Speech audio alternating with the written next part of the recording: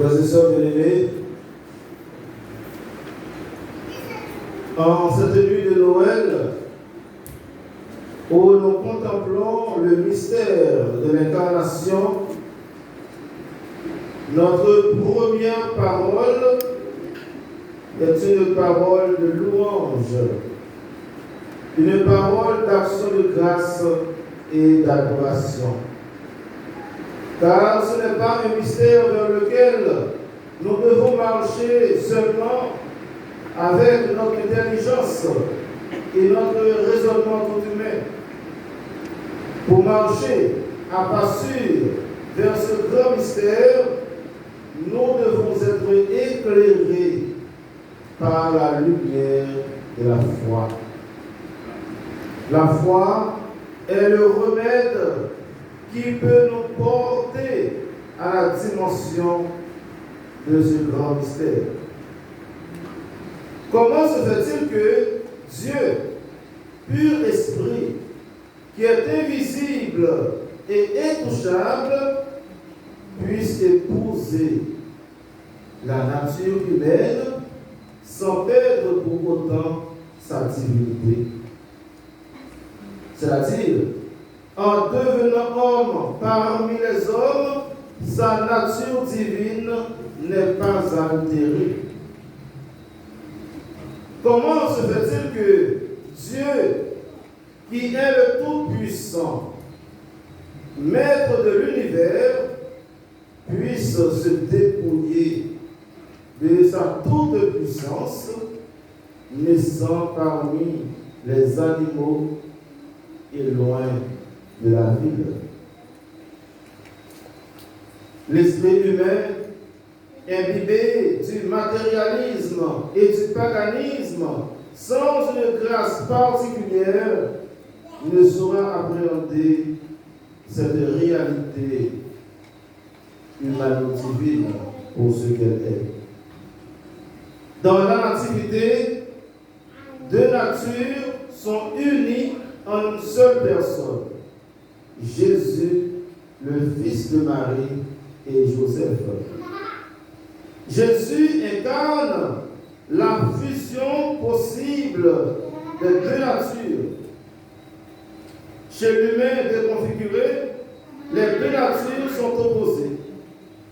Jésus incarne la paix divine manifestée et manifestable sur la terre. La fusion des deux natures sur terre plante la feuille de route d'une humanité reconfigurée déjà sur cette terre. C'est hors de toute logique humaine. Un petit être humain est la manifestation, pour ne pas dire l'épiphanie de Dieu au cœur du monde. Les bergers voisins de Bethléem, même s'ils pouvaient découvrir eux-mêmes la crèche, sans le message évangélique, ne seraient pas en mesure de comprendre ni de décrypter le côté mystérieux de cette naissance. C'est le message de l'ange qui leur a permis de voir et de croire que c'est Dieu qui est là, dans ce petit enfant vulnérable et dépourvu du confort. La lumière divine a éclairé, pour ainsi dire, les pas de ce petit berger vers l'étable de Bethléem. La lumière divine leur a permis de reconnaître en ce petit enfant le Messie, le Seigneur et le Rédempteur. Donc, malgré leur faible condition, ce n'étaient pas de simples ignares, mais des bergers ayant un cœur capable d'accepter le message christique. Le vrai Auguste, c'est lui, le petit Jésus, car il est le seul qui est vraiment digne d'adoration. Ça, c'est la dimension de la foi. Ceux qui n'ont pas accueilli Marie et Joseph pour l'accouchement de l'enfant étaient aveuglés par des vues trop charnelles. Leur jugement au sujet de ce couple était trop cérébral.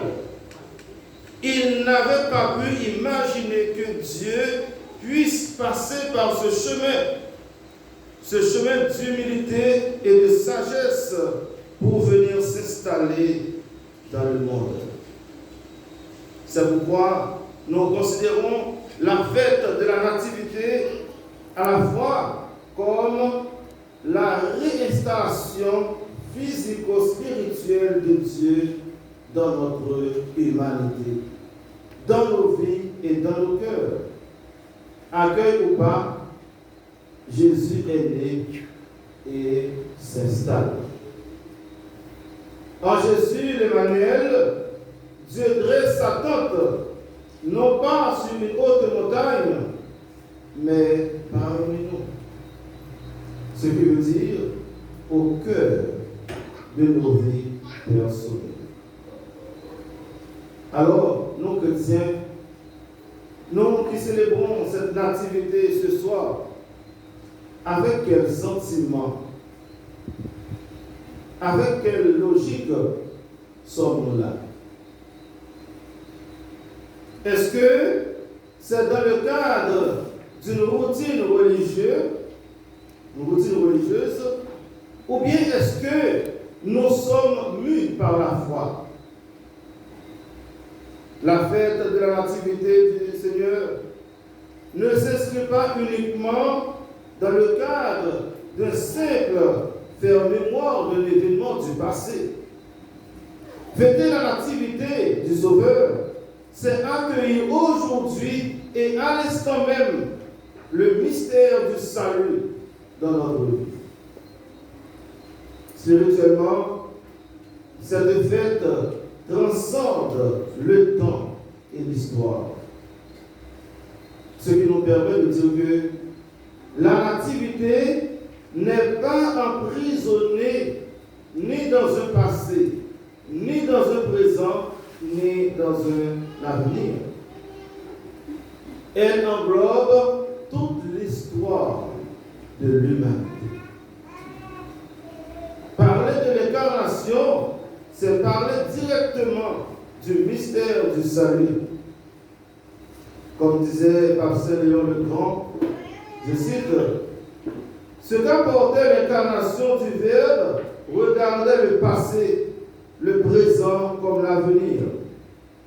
Et aucun âge, si reculé fut-il, ne fut privé du sacrement du salut des hommes. Ce qu'ont prêché les apôtres, c'est ce que les prophètes avaient annoncé. Et l'on ne peut dire qu'a été accompli tardivement ce qui a été cru de tout temps. C'est ce message divin que l'Église, sous l'inspiration de l'Esprit Saint, continue de prêcher aujourd'hui. Les anges continuent de nous annoncer cette bonne nouvelle de la joie. Est-ce que nous sommes prêts? Est-ce que nous sommes prêts à accueillir cette bonne nouvelle? Ce soir, dans cette paroisse, les anges nous disent, aujourd'hui, vous êtes né un sauveur. Dans la ville de David, il est le Messie, le Seigneur.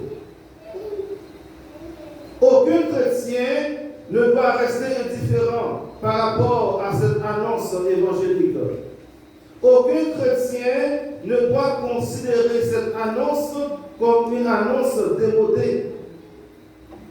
Cette annonce garde toute sa fraîcheur et sa force spirituelle.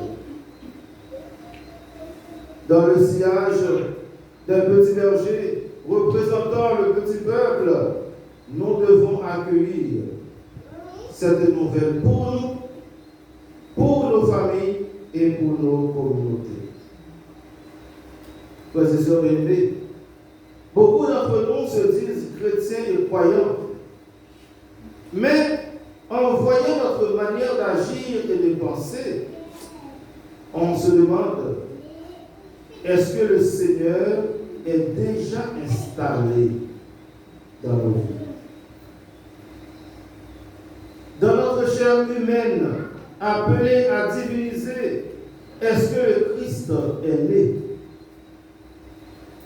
Ici, nous ne parlons pas d'une naissance au sens physiologique, mais plutôt d'une naissance au sens spirituel. Ce qui nous permet de demander encore, est-ce que le mystère de l'incarnation est vraiment activé dans notre vie personnelle et individuelle? Est-ce que notre cœur est cette mangeoire? Est-ce que notre cœur est ce berceau où le nouveau-né est touché? À chacun de réfléchir. Ce nouveau-né qui doit se déployer et grandir en nous est venu pour régénérer notre condition humaine. Si toutefois, nous ne voulons pas rester à patauger dans nos lieux de ténèbres et dans nos vices, c'est pour nous l'occasion de demander à l'Esprit Saint de faire naître le Christ dans nos vies afin de dissiper les ténèbres qui nous environnent, qui nous envahissent. Cette fête de la Nativité, frères et sœurs, c'est pour nous l'occasion de nous mettre à genoux pour adorer le Seigneur en esprit et en vérité. C'est pour nous l'ultime rendez-vous de nous dépouiller du religieux visible pour nous vêtir du religieux invisible. Ce qui peut signifier, nous ne devons pas rester à embellir l'apparence, le superficiel de notre vie chrétienne, mais de préférence, nous devons chercher à avoir un bon cœur, à cultiver des sentiments nobles et à avoir une foi authentique, une foi sans mélange. Une foi qui reflète sans aucun doute le visage de Dieu dans le monde. Une foi qui reflète sans aucun doute le visage de Dieu dans nos familles. Et c'est le cœur du message de Noël. Le bébé Jésus reflète sans fausse note le visage de Dieu dans le monde. Et voilà pourquoi il est digne d'adoration. Et aussi c'est pourquoi les anges chantent ce refrain céleste. Gloire à Dieu au plus haut des cieux et paix sur la terre, et aussi aux femmes qui l'aiment. Frères et sœurs bien-aimés, ne laissons pas passer cette fête de la Nativité sans inscrire notre nom dans le registre des saints et des bienheureux. Car en l'enfant Jésus fait homme, la sainteté de Dieu est disponible et à la portée de tout un chacun. Avec la naissance de Jésus, chacune de nous peut devenir saint, peut devenir sainte. Aussi pécheurs que nous sommes, avec Jésus, nous avons cette assurance, nous avons cette espérance de devenir saint, de devenir sainte. Ainsi, chaque chrétien, chaque chrétienne est invité à vivre selon les vérités évangéliques dès à présent sur cette terre et à faire rayonner le pouvoir christique autour de soi. Que la Vierge Marie et Saint Joseph, sous la mouvance de l'Esprit Saint, nous aident à accueillir et à enfanter Jésus dans nos vies, dans nos paroisses et dans nos familles, maintenant et pour les siècles des siècles. Amen.